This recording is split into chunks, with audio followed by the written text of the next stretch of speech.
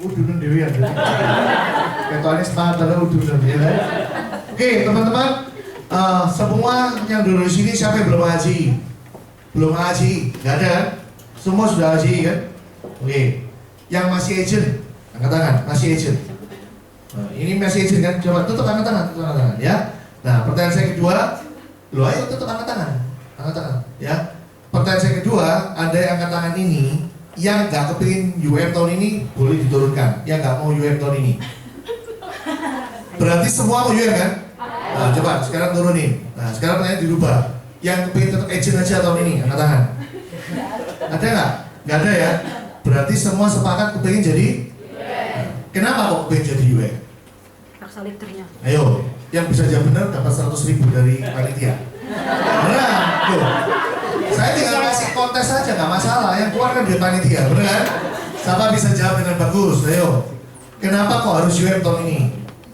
Ayo, serius. Bisa jawab benar, nanti Pak Kando kasih jangan 100 lah. Nanti soalnya banyak yang saya mau keluarin 50.000 aja wis. Ayo. Siapa bisa jawab benar, nanti dapat 50.000 dari Pak Kando. Ya. Kenapa harus UM tahun ini? Yang jawab ya, yang tadi angkat tangan, yang masih agent. Kenapa Pak? Nah, salah. Tanda kesusahan awal di UM, salah. Ayo. 5 kali jawab ya, Anda nggak mau angkat tangan rugi loh, 50.000 ini. Apa Pak? Salah. Apa Pak? UM itu ya sudah pasti ya, maksudnya seperti orang. Salah, panjang, salah.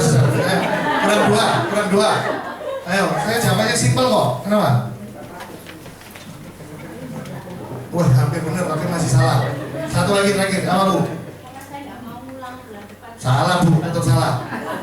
Wih, sekarang takut, leader aja wis yang jawab. Ayo. Kalau leader gak ada hadiahnya, ya kan? Nanti bayar sendiri. Ayo, coba. Yang leader, siapa bisa jawab? Ayo, leader aja gak mau dijawab. Teman-teman, kenapa Anda harus jadi UM? Jawabannya ya, diingat-ingat nih. Karena bisnis prudential itu adalah bisnis AM. Paham ya? Adalah bisnis AM.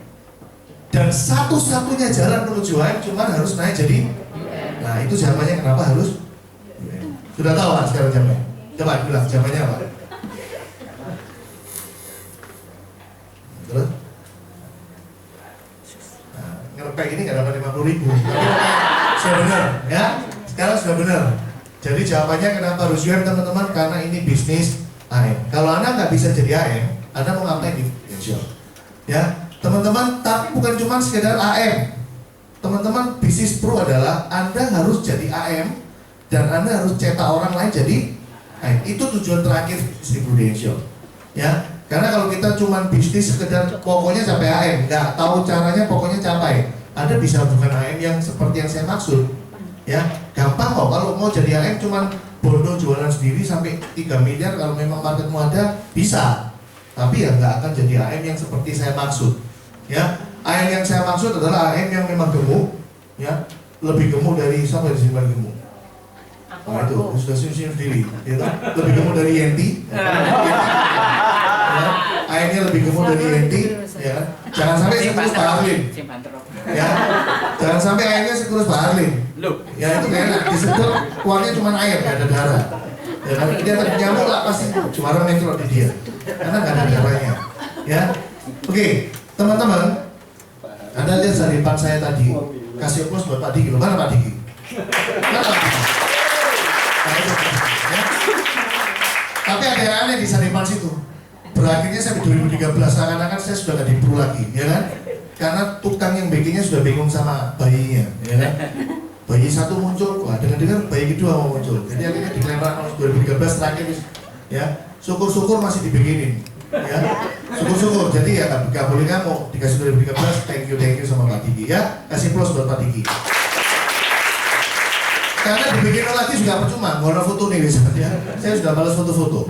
Oke, teman-teman, saya hari ini mau kasih Anda satu materi simple, ya. Kenapa Anda harus, bagaimana Anda taklukkan bisnis Prudential? Segampang apa, ya? Sebelumnya saya cerita dulu, Anda kan banyak nggak ngerti saya, ya. Nanti khawatirnya Anda sudah menebak-nebak, wah background saya saking bagusnya makanya bisa hari ini seperti ini, ya. Saya akan cerita berusaha seurut mungkin.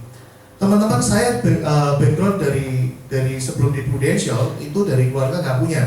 Jadi jangan bayangin saya dari keluarga yang kaya sehingga omset gampang, sehingga banyak yang support, bub naik jadi enggak.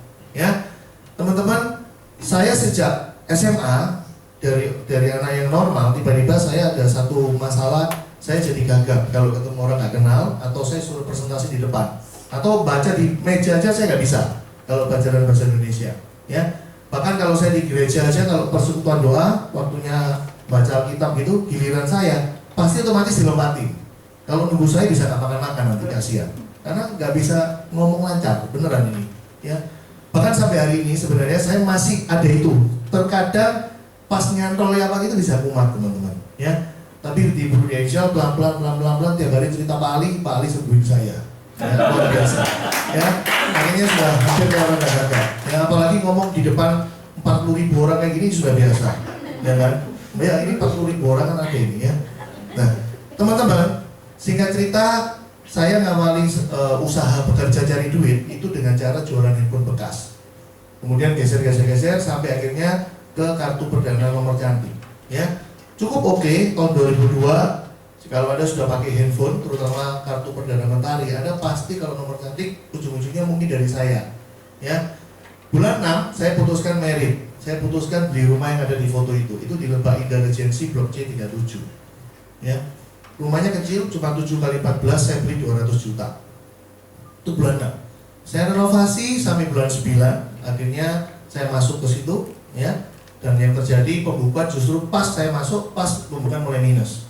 Sampai akhirnya bulan Desember saya close karena udah minus makin gede, ya. Dan beneran keputusan saya bener. Kalau Anda lihat record sampai hari ini, semua penjual kartu nomor cantik sudah pasti sudah nggak ada lah. Ya, nomor cantik gak ada nilainya. Nah, akhirnya sepanjang 2003 saya tidak bekerja teman-teman, karena saya bingung mau bisnis apa. Saya sudah punya tekad dari awal karena saya lihat papa mama nggak kaya, saya hidup susah banget. Saya memutuskan untuk nggak mungkin kerja ikut orang. Ya, pikiran saya pokoknya berusaha sendiri. Bahkan terjelek, saya sampai punya pikiran mau jualan mie di pinggir jalan teman-teman. Itu pun saya mau lakuin, tapi masalahnya nggak dikasih kesempatan untuk itu. Nah, akhirnya bulan 7, 2003 ketika saya lagi nganggur, justru anak saya yang pertama lahir.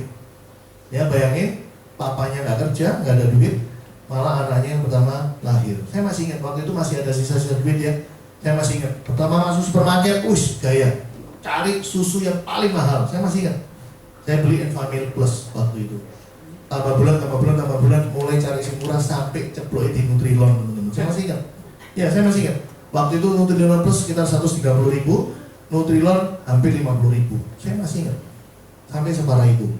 Ya, nah akhirnya tahun 2004, ya tepatnya awal April, ya leader saya si Eddie Tyson baru pulang dari Praha.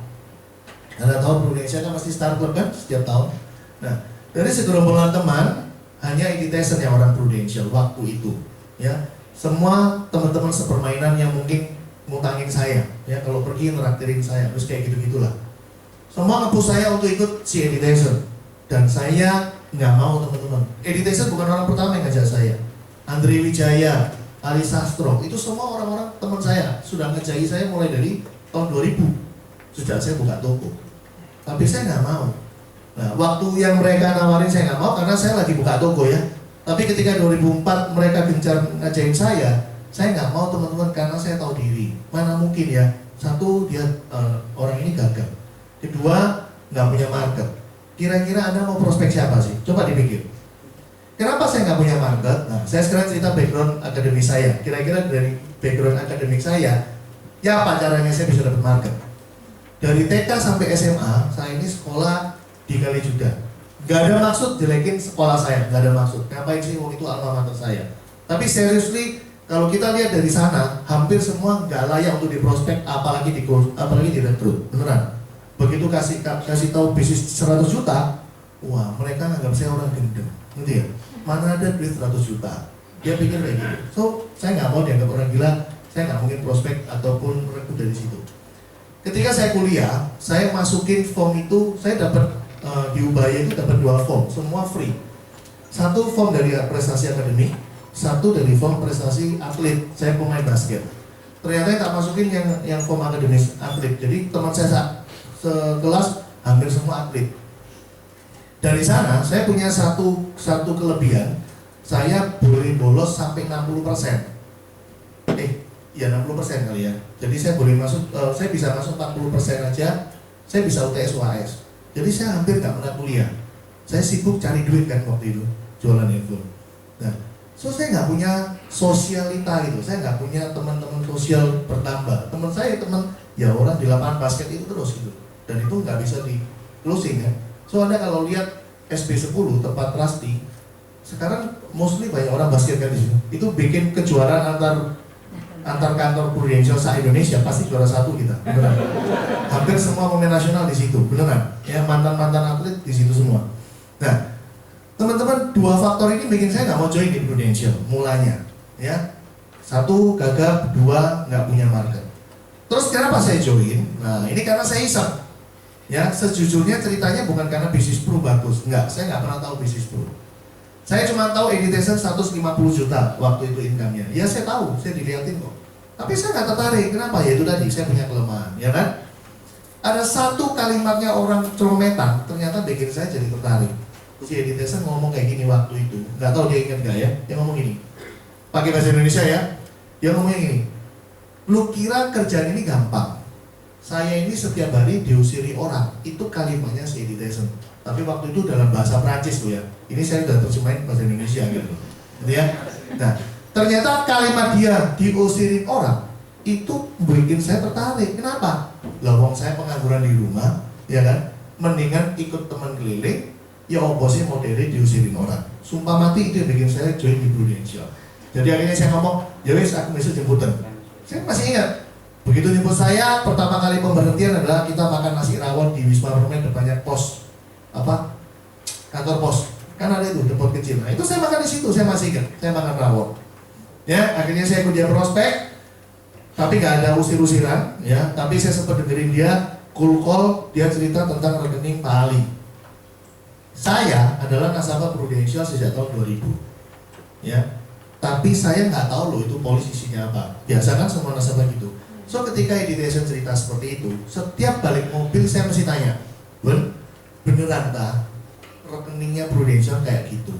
Saya langsung tertarik, kenapa? Jiwa bisnis saya muncul. Saya mikir, wah sebagus ini nggak mungkin nggak laku. Ya kan, sehat duit balik, ya kan, ada masalah dikasih duit, masa nggak laku? Saya mikirnya simple banget. Akhirnya saya join tanggal 16 April 2004, ya. Dan akhirnya bergulir, ya kan. Selama 2004, pikiran saya karena saya orang melarat, saya orang minus. Saya waktu itu cuma minta bantuan sama Editation. Saya bantuan cepat capai 5 juta. Ya, waktu itu saya menemukan satu rumus, pokoknya 10 juta api, 250.000 kan, income 2 tahun. Nah, akhirnya otak saya responnya apa? Pokoknya 1 bulan 40 juta. Bisa dari 500-an 8 orang atau 1 juta 4 orang. Waktu itu mikir gitu. Ya, zaman itu teman-teman komposisi masih bisa 10-2, 11-1 bisa. Kenapa? Karena biaya asuransinya murah, pro payer cuma cover 10 tahun pertama, lebih murah. Ya, parent payer cuma 1, cuma cover 18, jadi lebih murah semua.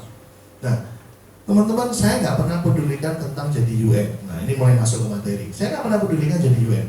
Setiap kali di Editation yang ngomongin jenjang karir, langsung kepala cenut-cenut, kena berapa persen, nggak ada moment, gitu ya. Karena nggak pinter gitu. Saya IPK aja 2,4, nggak pinter, betul kan? Tapi memang orang hidup kan pilihannya 2. Kalau nggak jadi karyawan, ya jadi bos. Kalau IPK 2,4 zaman saya juga masukin aplikasi ditolak karena minimal 2,75. Betul ya? Berarti sejak hari itu sebenarnya Tuhan sudah takdirkan saya orang ini harus besok jadi bos. Loh, karena nggak mau jadi karyawan kayak saya. Betul ya? Terus ditolak terus. Ya. Berbahagialah. Beneran. Biasanya orang pintar itu pasti kerja ke orang goblok. Bener nggak? Loh ya kan? Saya nggak pintar laptop gitu. Saya nggak pintar apapun. Tapi saya punya pegawai pintar masalah gitu. Nah, dia orang pintar kan, diperintah sama orang goblok. Nah, itu mesti kayak gitu itu. Jadi berbagian goblok-goblok. Siapa yang di sini pintar? Wah, mesti bahaya, hati-hati. Ya, makin pintar makin gak enak sebenarnya. Nah, ini joke aja ya. Pak Kado orang pintar loh, ya. Justru dia pintar makanya milih saya, ya kan? Ya, dia masih di seberang sana Pak Kado. Ya. Nah, teman-teman, akhirnya 2005 saya masukin. Ya, 2005 saya masukin. Apa yang terjadi? suatu hari saya masuk ke acara kayak kalau yang sekarang Anda tahu kayak ODC, ya. Tapi zaman dulu namanya ADS. Ada satu kelas, semua sudah workshop, mulai nih workshop. Saking nakalnya saya, sekali lagi, saya nggak masuk, saya rokokan di luar, cangkruk sama teman-teman. Ya, kayak saya pakai Harley. Cuman bedanya setelah ini beda. Setelah ini, sekian masa kita setelah ini beda. Habis saya rokokan, staff Prudential lewat, saya dimarahin. Ayo masuk. Saya masuk teman-teman. Mungkin kalau Pak Lim, mungkin delay. Ya, kalau saya masuk beneran, ya kan? Ternyata teman-teman ketika saya masuk, materi yang dibawain oleh leader itu simple banget. Judulnya adalah Super Fantastic Business with Prudential. Dan yang dia cerita sebenarnya hanya start dari awal sistem BOP. Tetapi bedanya sama Edison adalah waktu Edison cerita, saya punya kebebasan untuk mereject, menolak, ngomel, gitu ya, apapun lah. Tapi ketika di kelas, ya kan mau nggak mau mesti duduk, mesti dengerin. Dia mau ngomong apa ya, saya mesti terima, bener kan? Akhirnya karena saya terima terus, akhirnya saya jadi paham. Ternyata bisnis ini gampang. Beneran, hari itu juga begitu kelas selesai, masuk ke kelas, saya masuk ke kamar, saya sekamar sama Edison kebetulan, saya langsung ngomong. Gewen, ternyata gampang.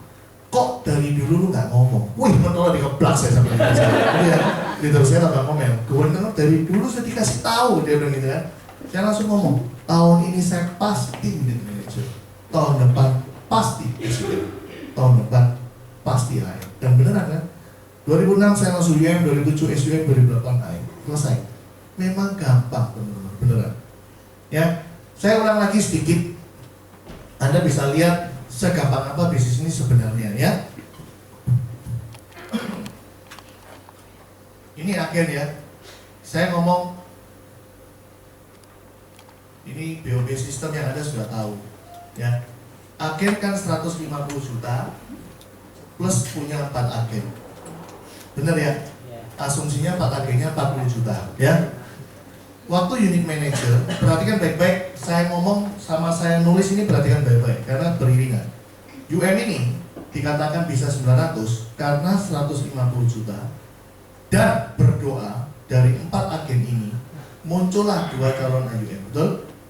Sehingga tersisa 2, Anda cari lagi 2, betul? Ketika Anda SUM, Anda bisa 2,7 miliar, itu gara-gara 150 juta Anda ulang, kemudian Anda mendoakan 2 calon AUM ini menjadi 2 UM beneran, ya.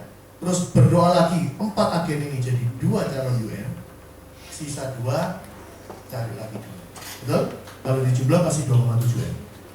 Dan yang terakhir, ketika Anda jadi AM, itu karena Anda melakukan 150 juta, 2 unit manager ini didoakan jadi SUM beneran, 2 AUM ini didoakan jadi 2 UM beneran, 4 agen ini didoakan jadi 2 calon UM, sisa 2 cari lagi 2. Benar nggak? Betul ya? Nah, sekarang berarti baik-baik. Ketika kita sudah jadi leader,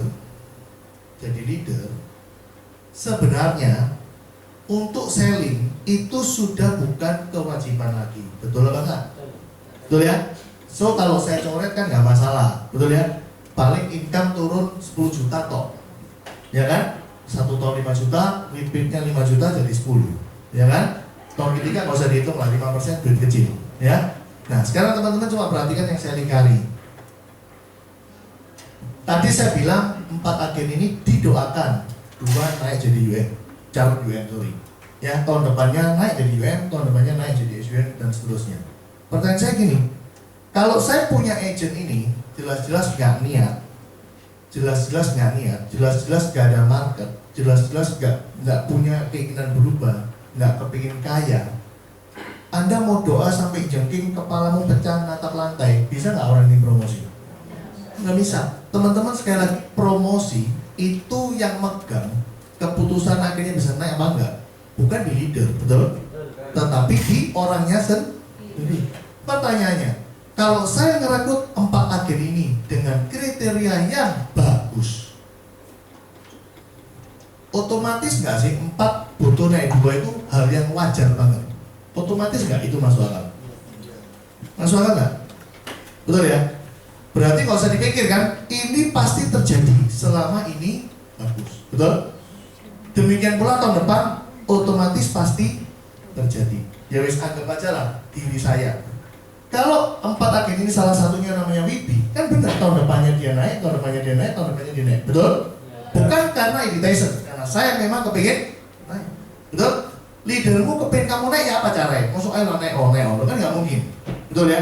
Kan ada yang closing, ada yang rekrut. Setuju nggak? Demikian pula dengan waktu unit manager. Kalau memang agen yang saya rekrut ini adalah kriterianya bagus, saya nggak usah mikir, tahun depan otomatis ini pasti promosi sendiri. Betul? Demikian pula waktu saya SUM. Kalau saya bisa menemukan agen ini bagus, otomatis saya nggak perlu mikir tahun depan dia naik. So kalau Anda sekarang lihat sistem bisnis prudensial ini, sebenarnya kalau kita mau kasih kesimpulan, bisnis prudensial itu cuma perlu 2 hal yang Anda lakukan. Coba perhatikan yang mana yang susah. Yang pertama, jualan 1 kali di awal. Betul kan? Masa susah? Cuma 1 second kan kebacut. Betul ya? Teman-teman, yang kedua, cuman masalah menemukan calon agen. Ya? Dan di dalam cerita ini asumsinya cuma 4 loh, kena kebacut. Teman-teman, gimana kalau lebih dari 4? Ya, lebih hebat lagi bisnismu. Gimana kalau nggak 150? Ya, lebih dahsyat skillmu dan income-mu. Teman-teman, bisnis segampang ini, Anda nggak cepet tancap gas. Ya, Anda, ya sorry ya, goblok beneran. Anda mau kaya lewat cara apa lagi? Ya, saya nggak menentang Anda sudah leader tetap jualan, nggak apa-apa, nggak ada masalah. Ya, kalau memang Anda diberkati dengan punya market, Anda bagus. Cuman pesan saya, kalau market itu reselling sifatnya, itu good, nggak ada masalah. Karena Anda nggak menambah kuota, karena reselling. Tetapi kalau Anda sudah leader dan tetap selling dengan menambah kuota baru, Anda pasti gagal di tim. Coba Anda kasih saya contoh 1 aja orang prudensial, ada nggak? Yang hari ini jualannya ciamik dan dia punya tim juga ciamik. Kasih saya 1 nama aja kalau ada, nggak akan nemu. Serius. Kalau itu leader yang jualannya tetap kenceng, pasti timnya hancur. Kalau dia bergerak di tim yang gede, pasti dia nggak sempet jualan, kecuali reselling. Ngerti ya? Kenapa? Coba Anda pikir, kalau dia nambah kuota, namanya new business, namanya ini new client, mungkin follow up-nya perlu beberapa kali, ya kan? Dan dia bakalan servicing gitu, ganti ini, ganti itu. Mana sempat dia mau lakukan BOP, mana sempat dia lakukan konsultasi, mana sempat dia bantu jelasin proposal, mana sempat dia terima meeting dan lain sebagainya. Nggak sempat teman-teman. So ini balance, gitu ya. Nggak bisa Anda minta semua di atas. Yang saya kepengen jago selling, saya juga mau tim gede. Nggak bisa teman-teman. Karena ketika kita bangun tim, kita perlu coaching, kita perlu heart to heart, kita butuh ketemu, kita butuh kedekatan, butuh relation. Nggak bisa. Pasti takes time cukup lumayan. Ngerti ya? Nah ini saya gambarin dulu, Anda yang calon UN ya. So kalau Anda sudah tahu kondisi itu bakalan seperti itu, apa sih strategi yang bagus untuk promosi di sisa bulan ini? Teman-teman, nomor 1 ya, memang prudensial mintanya 150, memang. Tapi sangat salah kalau Anda punya bayangan memang cuma 150. Kenapa? Karena 150 itu repeatnya setiap bulan cuma 3,5 juta. Anda mau merubah penampilan pakai modal 3,5 juta, nggak cukup teman-teman. Ngerti ya? Nomor 1 yang orang lihat ketika Anda mau join sama Anda jadi agent, dia pasti lihat perubahanmu dulu. Ngerti ya? Yang sudah ganteng, puas lebih ganteng, gitu kan? Yang sudah keren, puas lebih keren. Jangan sampai gara-gara masuk prudensial ada omongan ini, dulu keren ya padahal. Wah, tambah enak ya. Kemarin masuk prudensial kok sano ya? Wah, kan cilaka kalau gitu. Ngerti ya? Teman-teman, orang nggak tahu loh depositomu berapa. Orang nggak tahu kamu punya dana apa di mana. Orang nggak tahu. Tapi orang lihat apa yang kamu pakai, orang lihat apa yang kamu kenakan, orang lihat itu dulu gitu. Ngerti ya? Walaupun Anda pakainya dengan nyicil mengguk-mengguk gak karuan, ya. Kan orang nggak tahu gitu loh, betul ya? Yang penting orang lihat, wih, habis ikut Prudential, gila, kemarin kelihatan pakai A, sekarang pakai B, ngerti ya? Sekarang pakai C. Orang mesti lihat itu teman-teman. Jangan tambah melorot. Elengku dulu naik mobil kok sekarang Uberan ya? Kok gojekan ya? Uberan jadi penting, suicide gojekan ya, mateng, ya kan? Anda bangga ini joke, tapi Anda mesti tahu. Dan satu perubahan itu butuh dana teman-teman, butuh dana. Makanya Anda salah banget kalau Anda UM pakai MBA kecil, salah. Ya itu tujuan pertama, kenapa MBA mesti gede. Tujuan kedua, ketika nanti Anda sudah jadi unit manager, leader, kan saya tadi bilang, sebaiknya kalau memang mau selling, gunakan waktunya itu pakai reselling. Kalau reselling kan sudah kenal, dulu sudah nasabah, pasti closing lagi lebih gampang dong, nggak perlu pakai waktu banyak gitu. Nanti ya. Nah, dan ada hubungannya juga dengan rekrutan teman-teman. Anda paham nggak? Sometimes calon rekrutan paling bagus dan sering terjadi itu justru dari nasabah kita. Nanti ya. Dia lihat kita loh, lihat perubahan kita loh. Teman-teman, Anda mesti percaya saya. Di luar sana bisnis konvensional itu problem banyak, naik turun silih berganti. Ketika kita muncul untuk yang kesekian kalinya mungkin mampir karena mungkin pas gak ada kerjaan, mungkin pas kosong, gak ada training, gak ada BOP, Anda mampir ke salah satu klien yang memang ada tertarik untuk rekrut. Mungkin pas itu dia momen lagi ada masalah, ya kan? Pas itu dia sudah lihat ada berubah lagi gitu, wih, tambah keren, ya kan? Pokoknya tambah beda lah, gitu ya. Teman-teman, mungkin saat itu adalah momen dia menyerahkan diri untuk direkrut. Itu sering terjadi. Kalau dia mantan nasabah, wah habis pasti enak. Kenapa? Dia sudah punya market pasti. Kalau Anda tanya saya, Pak, agent ditulis bagus itu kriterianya apa? Nomor 1 kriterianya dia harus punya market. Dan nomor 2, ya dia harus punya keinginan besar untuk berubah, untuk kaya. Nanti ya, teman-teman, Anda tahu nggak di bisnis ini kita memang butuh orang yang memang mau kaya gitu loh. Kalau orang nggak kepingin kaya di bisnis ini nggak jalan. Karena bisnis ini memang bisnis bisa mempercepat orang cari kaya lebih cepat gitu. Nah kalau dia uang nggak penting lah, yang penting happy, nggak cocok wis. Dia harus nggak cocok, ya. Yang benar dia harus memang benar happiness nomor 1. Tapi happiness pasti diimbangi dengan kita kaya gitu. Pasti lebih happy, tuh ya. Orang nggak kaya tapi happy itu happynya dipaksa sebenarnya, benar ya. Untuk memaksakan happinessnya dia. Tapi kalau kita sudah happy beneran dan kita memang megang duit, saya yakin lebih happy teman-teman. Benar nggak sih? Loh ya kan? Loh, anda percaya nggak kalau kita sekarang happy? Ini sudah happy kondisi sekarang kayak gini. Tapi kalau Anda lebih kaya dari hari ini, lebih happy nggak kira-kira? Anda punya orang tua, ajak orang tua pergi. Bukan cuma lihat, suruh dia beli, happy nggak? Hal sepele nggak usah ngomong berlian. Suruh beli baju yang banyak, happy nggak? Happy. Betul? Anak kita hari ini sudah happy ikut kita jadi anak kita, betul? Coba ajak ke Time Zone, coba ajak mainan yang mahal yang dia lebih happy lagi. Happy nggak kira-kira? Happy. Nggak mungkin anak kita masih kecil sama wes nggak usah Pak, hidup hemat aja Pak. Wih, luar biasa. Iya. Medeni anak kayak gitu. Nggak lucu blas ya kan? Harusnya ya dia boros. Namanya anak kecil kudu boros ya kan? Kalau sampai kecil bisa hemat, wah ini medeni. Besok kowe wis medeni blas. Nggak punya teman bisa ya. Paham ya teman-teman ya?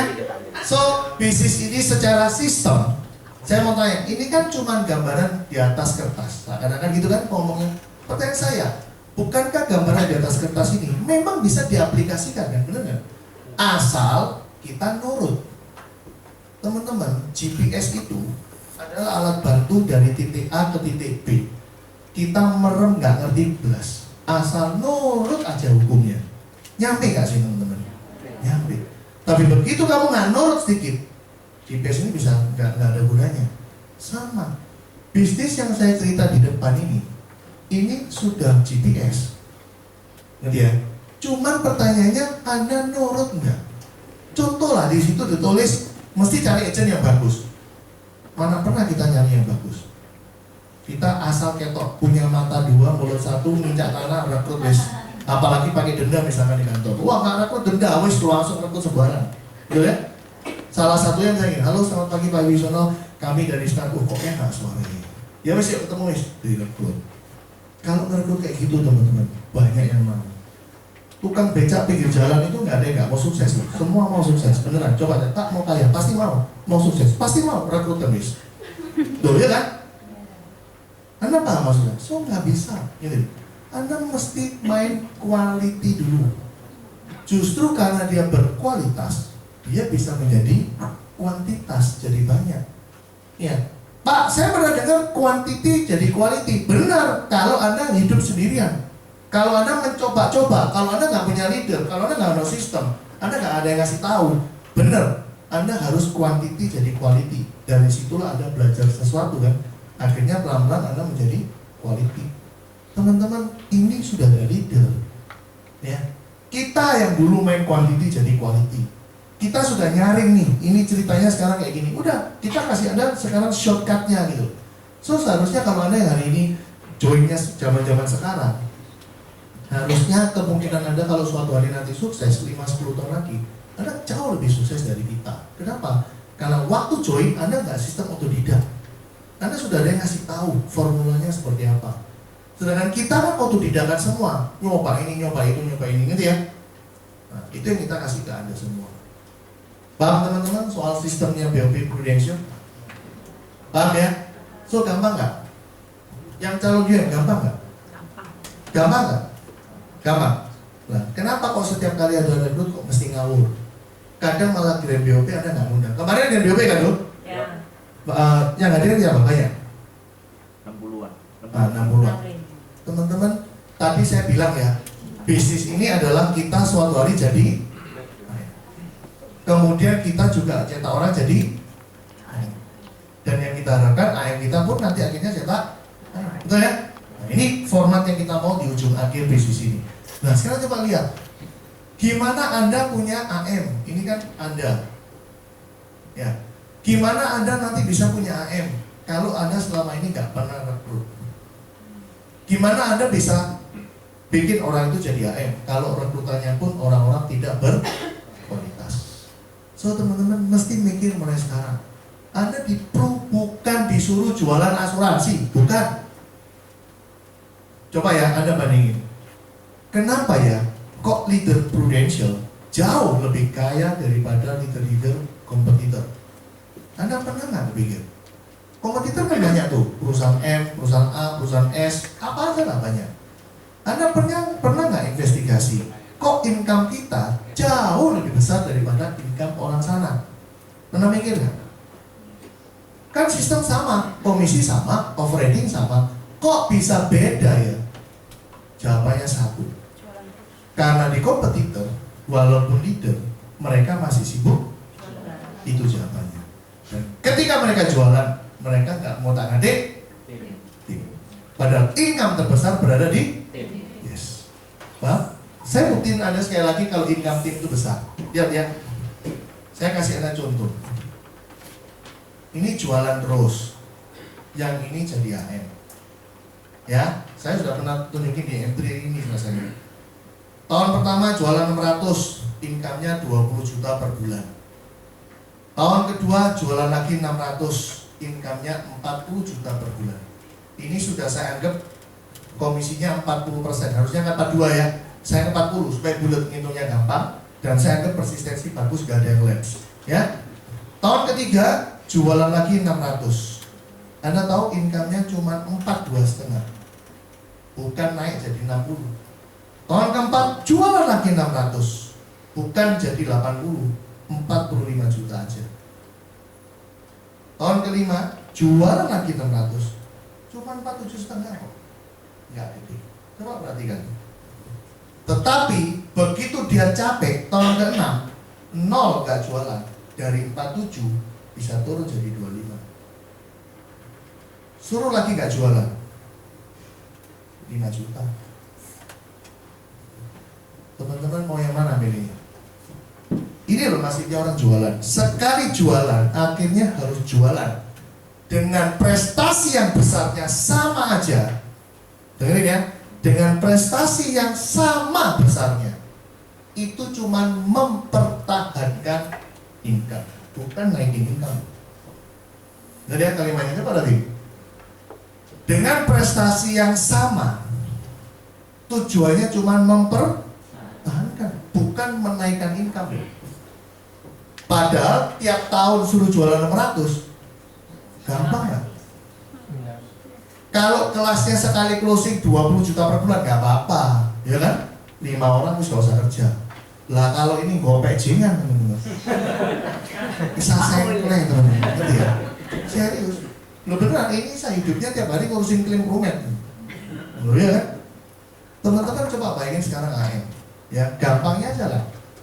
Begitu dia punya agen, ya, punya agen, naik jadi UM dengan nilai pas 300 juta, off ridingnya 30%, dapat 90 juta. Begitu dia jadi UM, pas lagi, nggak usah gede-gede, 900 juta, off ridingnya dia 18%, 162 juta. Begitu dia jadi SUM, pas aja, nggak usah lebih-lebih, 2,7 M, dia dapat 9%. Ini jadinya 243. Saya jumlah sudah setengah M. Cuma butuh 3 tahun tok dan pas-pasan.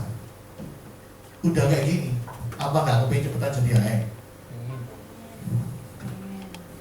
Padahal jadi AM, dia cuma ngini tok. Cuma begitu. Kalau Anda memang punya otak, punya mata, dan punya mental pengusaha bisnis, Anda lihat penjelasan saya kayak gini. Ambil keputusan apa? UM bukan masalah Isa apa enggak. Syukur lah Isa, gak Isa coba lagi teman-teman. Bukan, harus UM. Kenapa? UM-an tuh, bener kan? Sudah jalan setengah tahun kok, bener nggak? Ya, mungkin yang baru join punya pikiran, Pak, apa saya layak Pak jadi UM?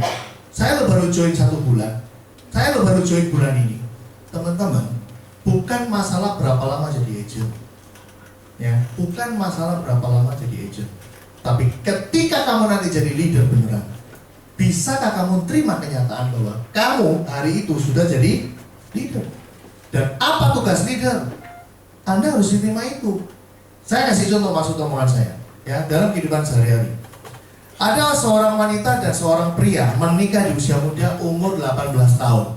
Secara teori kalau lihat usianya, siap gak mereka jadi orang tua? Nggak siap. Why nggak siap?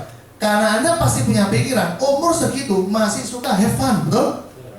Artinya apa kalau dia masih suka have fun? Mereka berdua nggak menerima kenyataan bahwa mereka hari itu sudah married gitu loh. Kalau dia sudah married, bahkan punya anak, mereka harus terima kenyataan bahwa mereka sebenarnya seorang orang tua. Apa tugas orang tua? Nggak mungkin dong have fun terus, betul? Betul nggak? Sama. Sekarang kalau Anda hari ini jadi agent baru, ya, wih jadi agent 10 tahun, ciami pasti jadi leader, betul? Wih jadi agent ini matang sorong, ya kan? 10 tahun, bener nggak? Loh bener nggak? Apa memang Anda yakin kalau dia jadi leader pasti leadernya baik? Belum tentu, betul ya? So kuncinya cuma satu. Kalau memang ada suatu hari jadi leader, bisakah Anda menerima kenyataan bahwa hari itu Anda sudah seorang leader? Apa tugas seorang leader? Jalan ngomong gitu loh. Ngerti ya? Leader memang mungkin harus fokus di tim, dia harus berbaik hati, dia harus mau berbagi, dia harus benar-benar caring. Ngerti ya? Bukan caring untuk kepentingan pribadi, tapi caring untuk kepentingannya dia. Teman-teman, jangan jadikan tim Anda sebagai sapi perahmu. Ngerti kan? Tapi buat dia sukses, otomatis kita pasti sukses. Tetapi kalau kamu bikin dia jadi sapi perahmu, kamu nggak akan bikin dia sukses. Kamu akan sukses sendirian. Contoh aja yang sering terjadi. Leader bikin agent jadi sapi perah. Caranya apa? Gampang. Prospek kamu mana? Ayo cepetan, tak kursi no KB. Saya nambah api nggak? Nambah. Dia juga nambah api kok kelihatannya hari itu. Tapi apa dia dapat skill? Nah. Apa dia dapat experience? Nggak. Kasih dia kesempatan untuk punya experience. Experience di tolak, experience di pending, apapun lah yang jelek, dia harus terima. Ya, kalau dia nanti sedih sambatan, bukan terus waduh kok dia apa sih sampai ini, bukan kayak gitu, ya. Tapi kita akan jadiin dia, bener nggak? Biasalah, lu baru digituin, lu tau nggak? Dulu, ya kan? Terserah ini mau dulunya cerita fiktif, cerita ada kulaan sama orang, ya terserah gitu. Pokoknya tugasnya gede nanti kan. Sama kayak kita hari ini ngomong sama anak kita, bener nggak? Kalau anak kita hari ini jatuh, masa kita marah? kok bisa sih cek goblok sih kamu sih. Masa kayak gitu kan? Kita pasti gede nantinya dong, bener nggak? Biasalah, apa lu dulu, betul? Mau ini cerita beneran apa enggak? Don't care. Yang penting cerita ini bikin berhasil orang yang saya ajak ngomong ini jadi gede artinya. Teman-teman, bukan bikin dia jadi sapi perah kita supaya kita sukses, tapi punyailah hati yang tulus bikin dia sukses. Karena kalau dia sukses, kita pasti sukses. Betul? Kita handle anak kita nggak selalu enak terus, teman-teman. Betul? Sometimes kita pukul kok, betul? Sometimes kita marahin, kita hal yang sama terjadi di tim. Ya, jadi menjadi seorang leader jauh lebih berat daripada jadi seorang orang tua. Kenapa? Orang tua punya hak untuk mukul, tapi leader nggak punya hak untuk mukul, ya kan? Orang tua punya power untuk bikin anaknya mau nurutin dia, tapi leader nggak punya power untuk suruh asal nurutin dia. Bagaimana Anda bisa punya tim yang mau loyalitas sama kita tanpa harus kita paksa, tanpa harus kita kasih power kita. Nah, teman-teman, itu harus Anda pelajari dalam 6 bulan ini. Ya, Pak, 6 bulan kan waktu singkat, cukup nggak saya belajar? Teman-teman, sama kayak orang pacaran. Pacaran 6 tahun, tapi ketemu sebulan sekali. Bandingin kualitasnya sama yang 6 bulan pacaran, tiap hari ketemu pisah pas tidur tok. Ya apa kira-kira? Lebih kualitas yang mana? 6 tahun setiap bulan sekali, atau yang 6 bulan setiap hari ketemu pisah pas tidur tok? Yang mana teman-teman?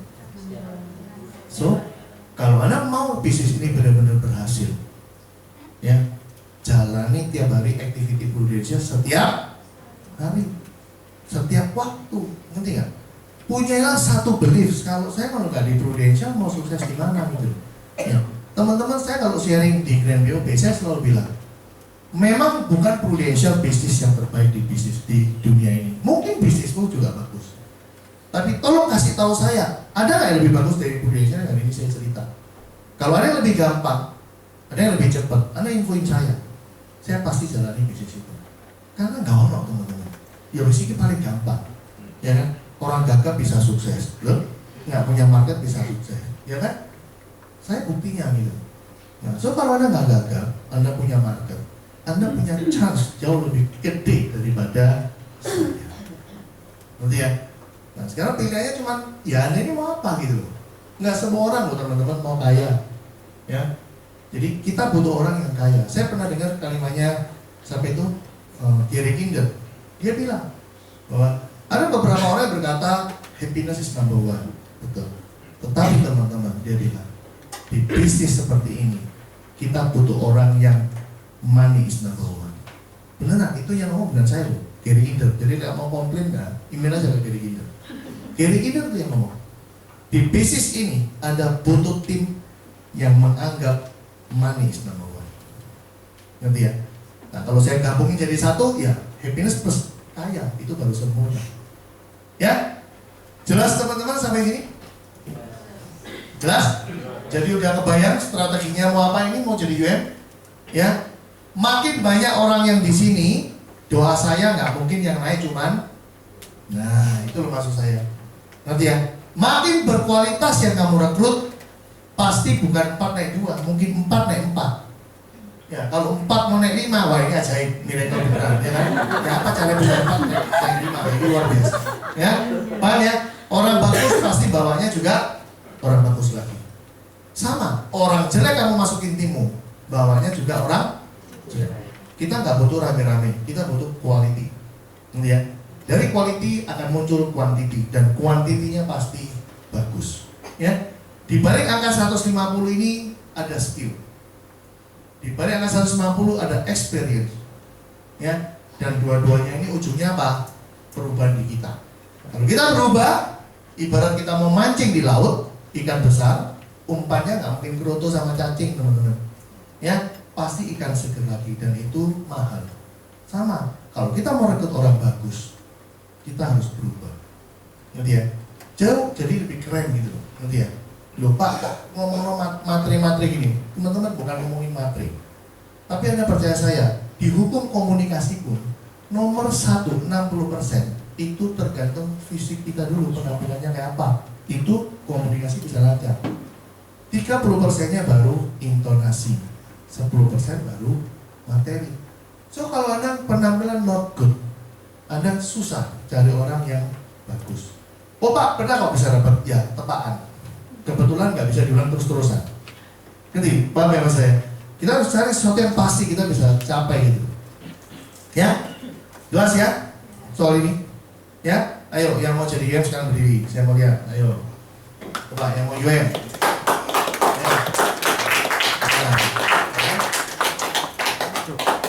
Dengerin ya teman-teman. Ini yang UM ya.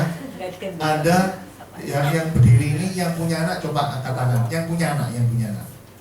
Ya, yang punya anak ya. Oke, tetap angkat tangan. Ya, saya kasih tahu Anda sekarang yang angkat tangan ini. Anda punya anak kan? Ya. Jawaban sini cek, punya anak kan? Ya. Kalau anakmu tahun ini nggak naik kelas, kamu sedih nggak? Sedih nggak? Sedih kan? Nah, bayangkan itu pada jumlah satu kelas kira-kira sekarang berapa orang? 40. Yes, 40 lah, ngomong paling banyak. Saya kasih contoh ya. Dari 40 siswa satu kelas, lo ayo angkat tangan yang punya anak, sungan-sungan, enggak apa-apa. Nah, ini masih pagi kan kira burger, ya 40, ya.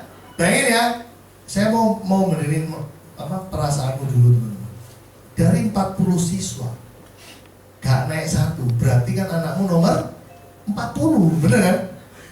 Gak naik itu, kamu sedih, katamu gitu kan, betul kan? Jadi, tak kasih tahu ya. Prudential itu kalau naikin orang promosinya setahun itu bunyinya ribuan, bukan 40 loh, ribuan. Kalau kamu tadi dari 40 gak naik satu, kamu yo sedih. Bisa bayang no gak kalau anakmu tahu dari ribuan papai mamai gak masuk? Pikiran gak? Ngerti ya? Mungkin bisa dituatap nunda sih. Kok ya iso jadi anaknya mau ngingking ini gitu kan? Itu ya maksudnya. Paham ya? Tangannya diturunin. Nah, yang belum menikah, Saya Pak. nah, pesan saya ya, ini kan belum menikah ya, ini pesan guyonan, tapi ya rada serius, ya. Ojo susu kawin sih. Jadi AM pandangannya lebih lebar. Ini guyonan tapi serius. Terserah anakku ya apa, ya setuju ya.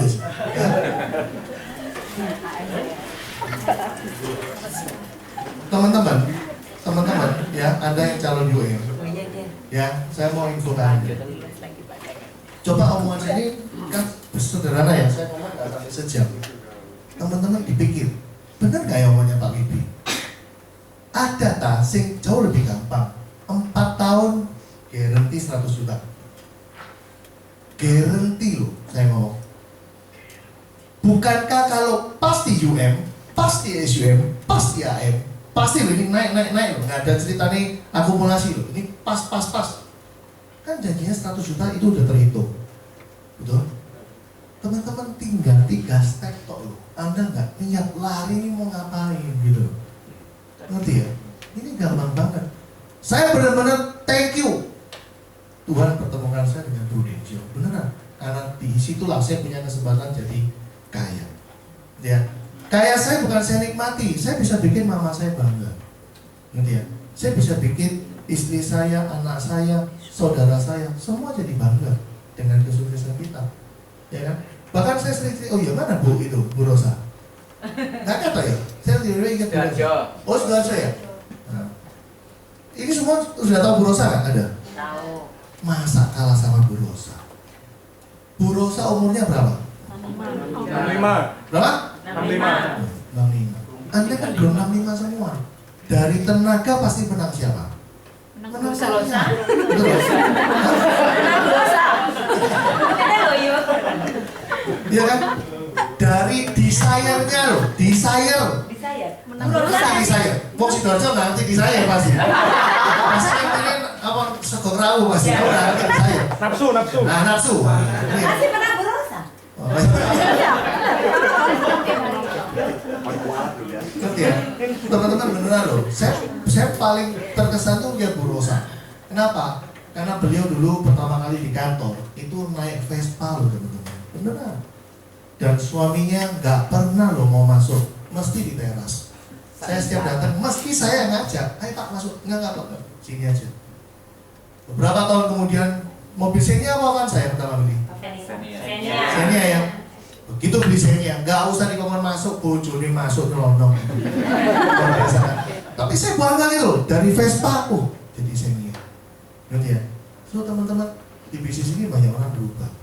Ya, saya, Pak Kando, ya itu sampai itu Ida itu dulu nggak kayak gitu. Dulu kayak gini. Ini gila nih. Ya, serius, banyak yang berubah di bisnis ini. Ya, makanya teman-teman yang lama kayak Johnny Jansen gitu. Ini apa sih gini terus gitu loh, saya juga bingung. Seksi tuh. Ngerti ya? Ya terus beneran, ini kan orang-orang senior ini. Ko Joni, ya tapi sampai gimana sama? Tadi yang di belakangmu siapa di Bintoro. Bintoro. Ini orang-orang lama.